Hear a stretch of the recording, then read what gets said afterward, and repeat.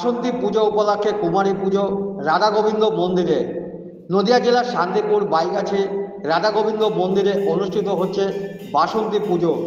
আর এই বাসন্তী পুজো উপলক্ষে এখানে অনুষ্ঠিত হচ্ছে কুমারী পুজো।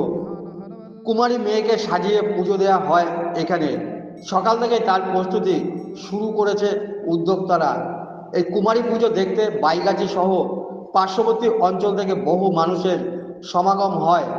একদিকে রামনবমী, অপরদিকে বাসন্তী পুজো, সেই উপলক্ষে কুমারী পুজো, সব মিলিয়ে জমজমাট শান্তিপুর বাইগাছি রাধা গোবিন্দ মন্দির।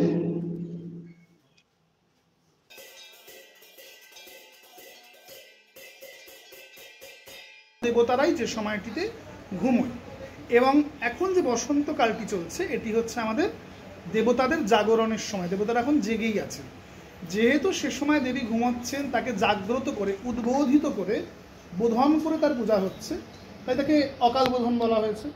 প্রভু রামচন্দ্র দেখলেন যে রাবণ যে যুদ্ধ করতে আসছে, তো যুদ্ধের সময় চণ্ডী স্বয়ং তাকে কোলে করে রক্ষা করছেন।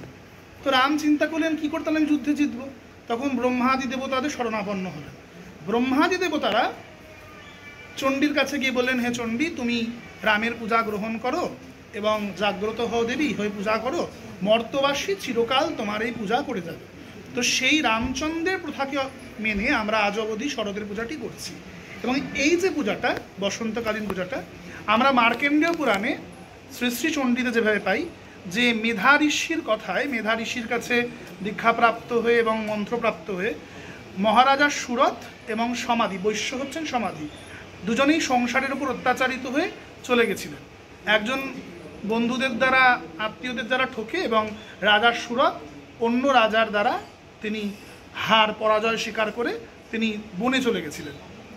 এবং মেধা ঋষি তাকে উপদেশ করে, তুমি চণ্ডীর পূজা করো, দুর্গা পূজা করলে তোমার রাজ্য ফেরত আসবে, তোমার সংসার ফেরত আসবে, তোমার স্ত্রী পুত্র পরিজন, অশ্বশালা, তোমার হস্তিশালা সব তুমি আবার ফেরত পেয়ে যাবে। তো এই রাজা সুরতার সমাধি যে পুজোটি করেন, এই পুজোটি কিন্তু এই পুজো, এই যে কালের পুজো যেটা আর কি, মানে বাসন্তী পুজোটা। তো